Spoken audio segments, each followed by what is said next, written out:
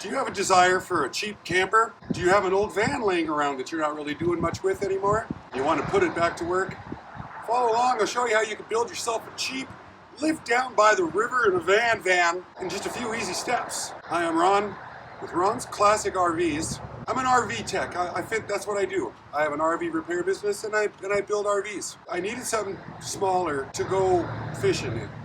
Oh, I've got an RV. I built this one, but it's a little on the big side to get into some of the little fishing holes around here. You know, and I'm such a good fisherman. I need to get out to those fishing holes better. You need a couple things. You need a place to lay down, a nice bed. You need to have, when you bring the little lady fishing with you, you need to have one of these. It's called a cassette toilet, because you know they don't like to pay out in the woods like us guys do. You gotta have one of these. A little comfort, place to hide out, sleep, drink some beer at nighttime in. So let me show you how to do it. First thing is how to build the bed. I wanted to make the bed removable so that I could use this as a cargo van and haul stuff in it. So I can work it during the daytime and I can play on the weekends with it. One of the problems I had was the floor. This used to be my service truck to go out and work on RVs, and there was toolboxes bolted all over the floor. And you pull them out and then there was little holes in the floor. And then when you drive down gravel roads, the dust, it just settles in. Let me show you a real neat way that we got the floor sealed up on this thing so it wouldn't be so dirty. Eventually I'm going to use a roll-on bed liner type material. First we got to get all the dang loose paint and rust and dirt and filth off the floor to get it prepped. So a wire wheel on the old angle grinder will make pretty fast work of that. Then you go ahead and you get yourself some of this stuff. I like to call it 100-mile-an-hour tape. It's like duct tape, but it's better. Because it's made out of aluminum. It's metal, it's thin, it's good stuff. It sticks like nobody's business. You put this down all over the holes in the floor and the rust and the things. So when you go to put it down, it won't leak all the way out. It gives it something to stick to. And then of course the roll-on bed liner will seal up the floor, seals the tape down so it doesn't come off, and you got yourself a nice, weather-tight, dust-free now floor. Let me show you how I made this bed removable. In, out, fast.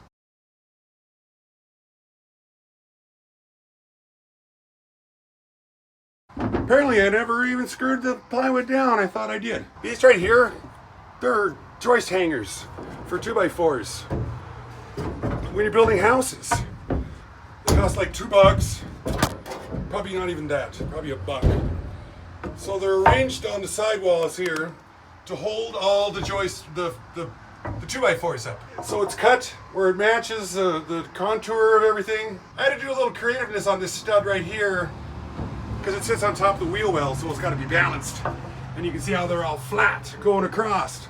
So you can convert this into a work van in just a couple of minutes. Be sure to label all your 2x4s though once you cut them, so that way you can get them back into the same spot. So now there's the bed all the way out. I put the piece of plywood up there because when you're sitting on the floor with your knees, these grooves, they hurt. So I did that, found an area rug at a secondhand store, so it makes the front end look kind of pretty. Let's go on to the electrical though. Got a couple batteries right here. But this is a 2-conductor cable you can pick up at Napa. It's got the black wire and the white wire in it. So 2 batteries for storage. Everything's fuse protected down here. And then I just ran cheap lights and P-clamps. These things right here, they're called P-clamps. So you screw some of those on and you run your wiring around. Nice, dirty, straightforward. We got fans, cheap ones.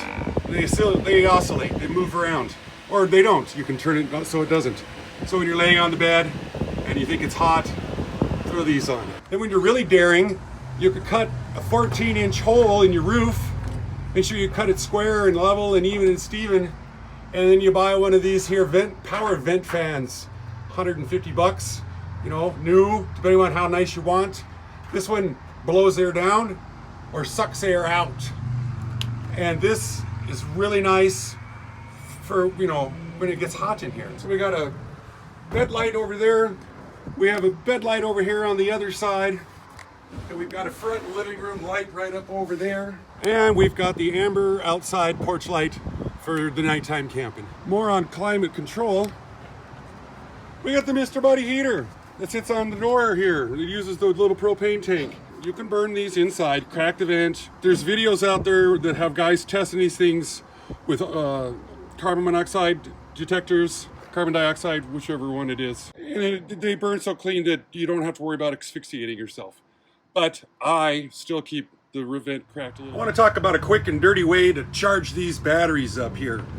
So I got these clamps, and this wire, it's just going down to my 7-way trailer plug that's down under here. Many of you probably may or may not know this, but the 12-volt power source that's in here is ignition switched, which means it's not hooked up to your starting battery when the key is turned off. And when you turn the key on, a solenoid closes and provides power back here.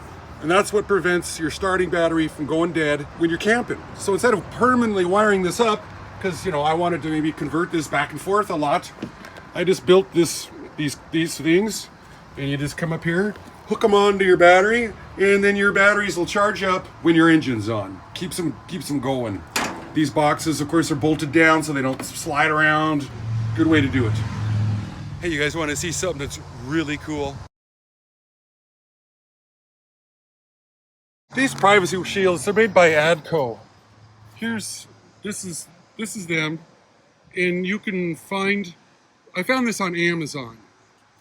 They're about 80 bucks, and it provides the absolute best amount of privacy protection, and it also keeps the interior cooler, when you're camping in it. Nobody can see through here. Gives you that privacy. That's what I think makes a good camper van, is the privacy. Yump. So this is what she looks like all inside here. I don't think I've got $400 into the whole thing. Dirt cheap conversion. When I first put this all together and I went out and did the camping, the outside of the van was lettered up with my company name on it. And I'm out trying to camp, and then guys, they kept coming up and wanting me to work on their camper for them. And I'd tell them, hey man, I'm on vacation here, come on. I know, you can just take a quick look at this.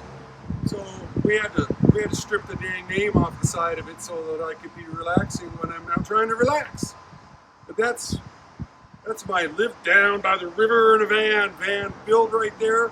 It's my first RV build.